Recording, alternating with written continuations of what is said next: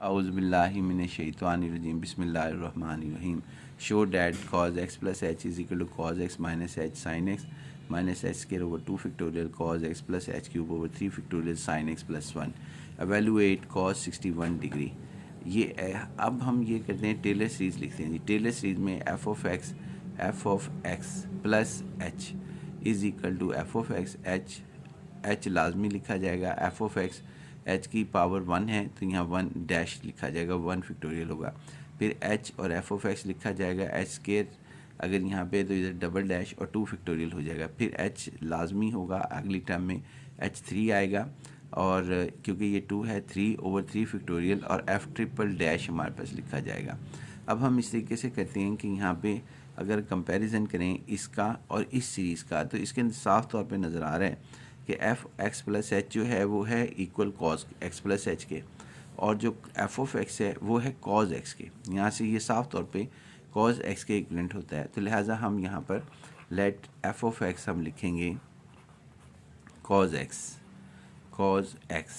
ये लिखा गया। फिर इसका फर्स्ट डेरिवेटिव फाइंड आउट करेंगे जी। क्यों फर्स्ट डेरिवेटिव? क्योंकि यहाँ एफ डैश एक्स मालूम करना है, तो फर्स्ट डेरिवेटिव हमारे पास क्या होता है जी, कॉज एक्स का माइनस साइन एक्स।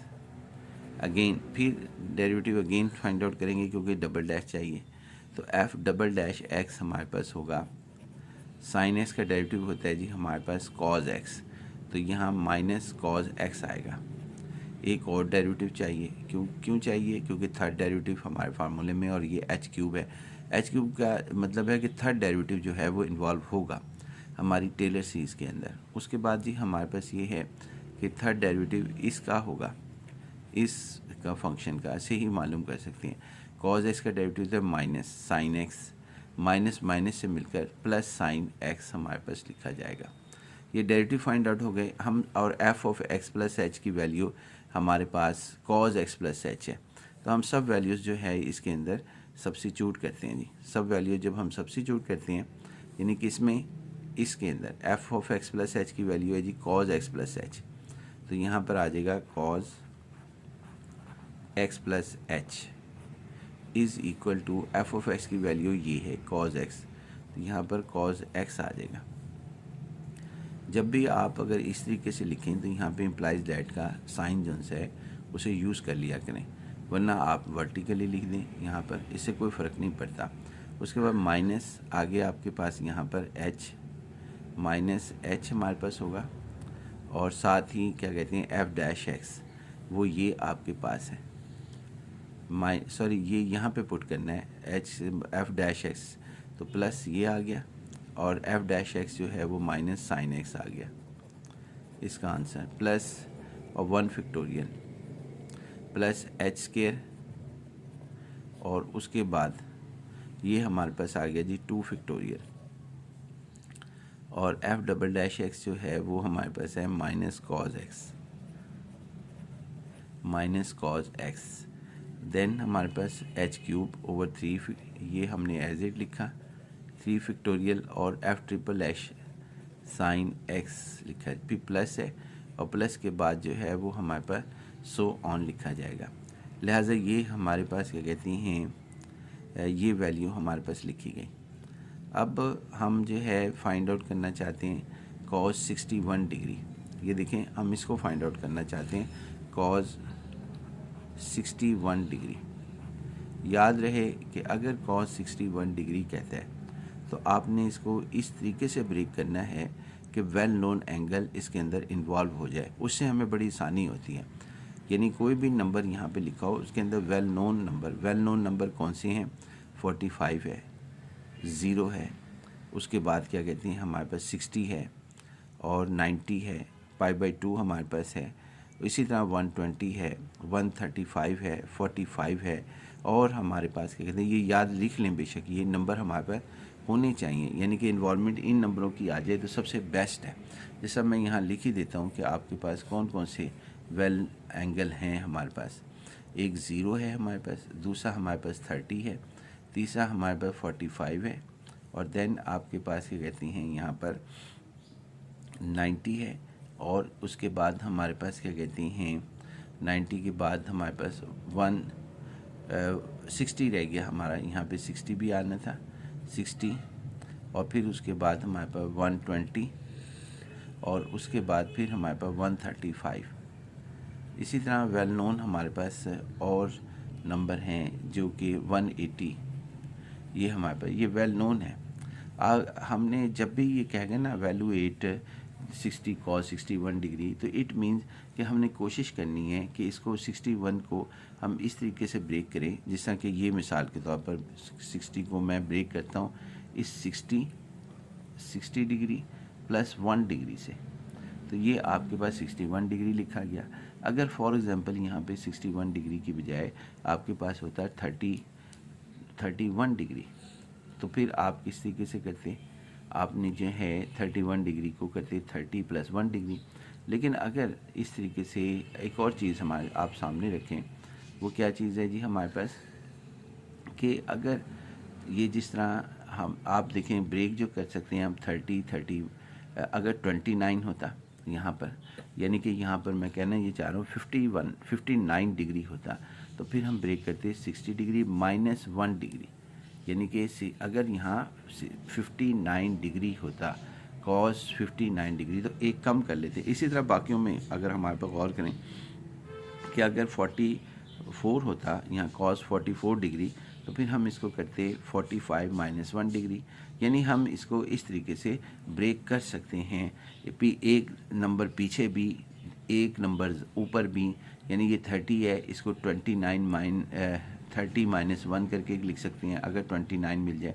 इसी तरह हर एक को ब्रेक किया जा सकता है अगर आप ब्रेक की ज़रूरत महसूस करें। जैसा कि मैं एक लिख देता हूँ कि जैसा मिसाल के तौर पे 30 अगर डिग्री है, यानी 30 डिग्री की मदद से हम कौन कौन से कर सकते हैं।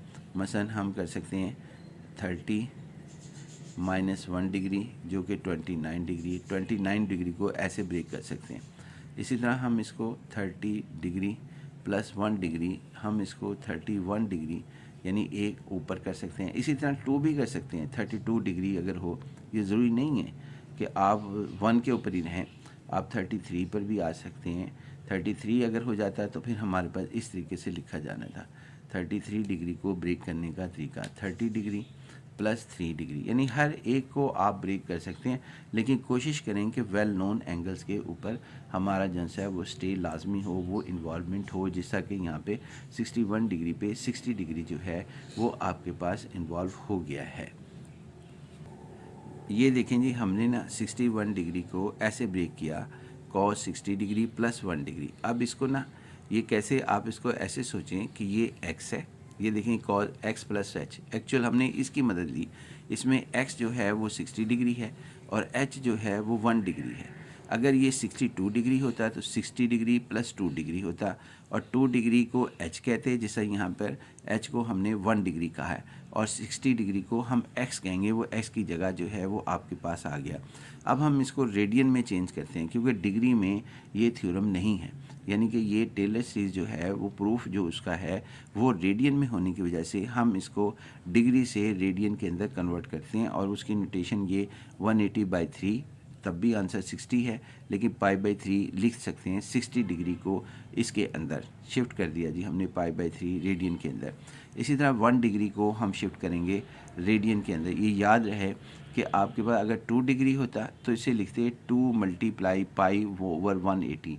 अगर ये इसमें लिख रहे हैं 1 मल्टीप्लाई, यानी 1 लिख ही देते हैं, 1 × π/180। अगर डिग्री किसी भी डिग्री को रेडियन में चेंज करना हो और उसका आंसर जो है वो हम लेना चाहें तो वो ये हमारे पास आ जाएगा। लिहाजा ये कैलकुलेटर पे आपको फाइंड आउट हो जाएगा। अगर ये 7 डिग्री होता तो 7 × π/180 होता, और ये जवाब हमारे पास होना था।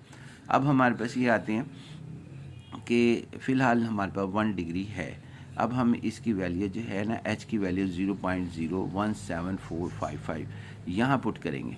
एक h यहाँ पर है, दूसरा h यहाँ पर है, तीसरा h ये है। ये h की वैल्यू 0.017455 ये हमने इधर सब्स्टिट्यूट कर देनी, और x की जगह x जो है वो एक ये रिप्लेस करेंगे 60 डिग्री, यानी सॉरी π/3 करेंगे, और h भी यहाँ पर रखेंगे जो कि 1 डिग्री हमारे पास होगा, यानी कि ये या 0.0 आप इसको इसी तरह लिख दें कि x डिग्री को 60 डिग्री प्लस 1 डिग्री, क्योंकि हमारा सवाल 61 डिग्री के साथ आ रहा है, लेकिन आप इसको 60 डिग्री और इससे 1 डिग्री रखेंगे।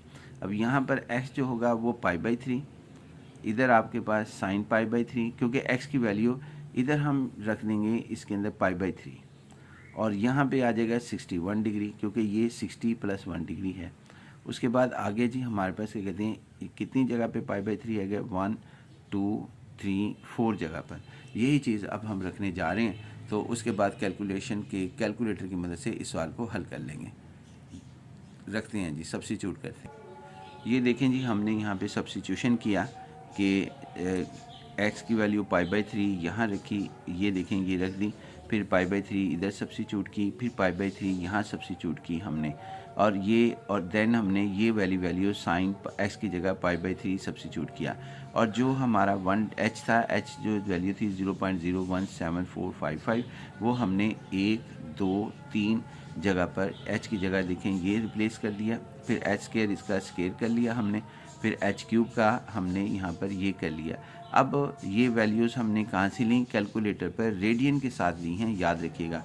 cos π/3 1/2 और sin π/3 3√2 हम जो है अब यहाँ पर लिखेंगे इनके आंसर, और फिर इसको हम सिंपलीफाई करेंगे, और जो आंसर आएगा फिर उसको चेक करेंगे कि उसका आंसर क्या हमारे पास है, वो भी अब हम करते हैं।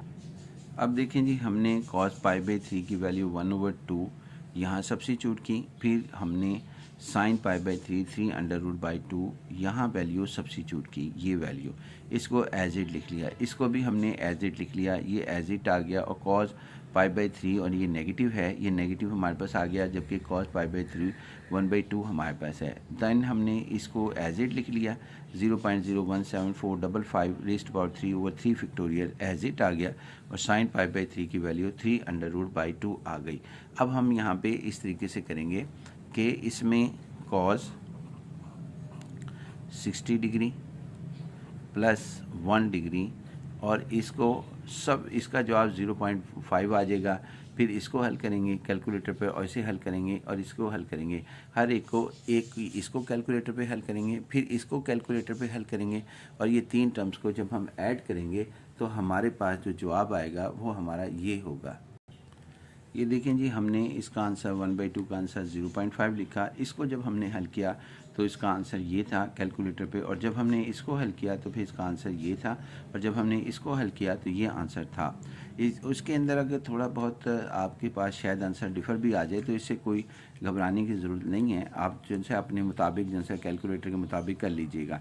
लेकिन हमारे पास जो आंसर आए वो हमने यहाँ पे टैली किए हैं 0.48, ये मैंने यहाँ वाज़ेह तौर पर नहीं लिखा जा सका था तो मैंने यहाँ लिख दिया 0.4848। इन सब को हमने इसको सब्ट्रैक्ट किया, इसे सब्ट्रैक्ट किया, इसे ऐड किया, तो आंसर ये हमारे पास था अप्रॉक्सीमेटली। यानी अप्रॉक्सीमेटली का मतलब है कि आंसर जो है वेरी क्लोज है इसके अंदर, क्योंकि अगली टर्म जो सी हैं वो हमने शामिल नहीं की।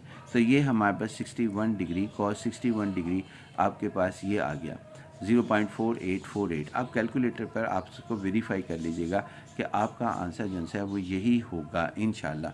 बाकी नेक्स्ट लेक्चर में जी।